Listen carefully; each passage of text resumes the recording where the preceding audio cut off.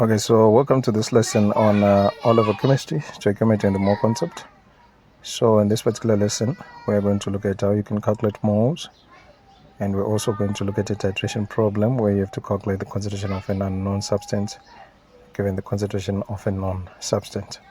So let's get straight into it. You should know that our volume must be measured in cubic decimeters, and our concentration is given in moles per cubic decimeter. So let's look at an example here. If you have 800 cubic centimeters of sodium hydroxide and you're told that it is a concentration of 0.2 moles per cubic decimeter, you can be asked to calculate the number of moles. So if you look at that triangle, you see that we say concentration, number of moles rather, is equal to concentration times volume. So we need to multiply our concentration and our volume. But firstly, we have to change our volume to cubic decimeters, so we divide by 1000 and we get 0.8 cubic decimeters in this case, times our 0.2 moles per cubic decimeter for the concentration, and we have 0.16 moles. So that is the amount in terms of moles that is available in that 800 cubic centimeters. So let's look at another example. 1.5 cubic decimeters of hydrochloric acid contains 0.6 moles of HCl. So you can be asked, what is the concentration? So if you look at that triangle again, you see that concentration is equal to number of moles divided by volume. And we are lucky in this case because our volume is already in cubic decimeters. So what we simply have to do is to divide the number of moles, which is 0.6, divided here by our 1.5, and we get a concentration of 0.4 moles per cubic decimeter. It is important to take note of the units there, moles per cubic decimeter. So let's move on to a more complicated example where you're given an equation. This would be a titration problem where you are told that an acid and a base react to form a salt and water, and that is the balanced equation. So this is the information that you're given that 30 cubic centimeters of 0.5 moles per cubic decimeter potassium hydroxide reacted completely with 25 cubic centimeters sulfuric acid. So work out the concentration of sulfuric acid. So you're given here the concentration of the potassium hydroxide, the volume of the potassium hydroxide, and you're also given the volume of our sulfuric acid, but you're not given its concentration. So this is the data that you would get from your volumetric analysis or your titration experiment. You get two volumes, the volume of the acid, the volume of the base, and you get one concentration, either of the acid or the base. So in this case, we're given the concentration of the base. So let's see how you go about it. Let's list what we are given here. We're given that we have 30 cubic centimeters of potassium hydroxide.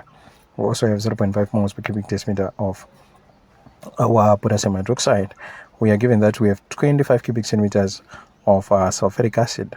So what we must do is remember to convert our cubic centimeters to cubic decimeters, and in this case we get 0.03 cubic decimeters. That is the volume. Converted to cubic decimeters, 25 cubic centimeters becomes 0.025 cubic decimeters. So it's important, the first step is to work out here how many moles of the known substance are there. So you begin with what is known and you proceed to the unknown. So how many moles? You begin with moles. How many moles of the potassium hydroxide are available? So if you still remember, we said that the number of moles here is given by concentration times volume. And then when you get the number of moles, you use the molar ratio from our equation to figure out the number of moles of the unknown.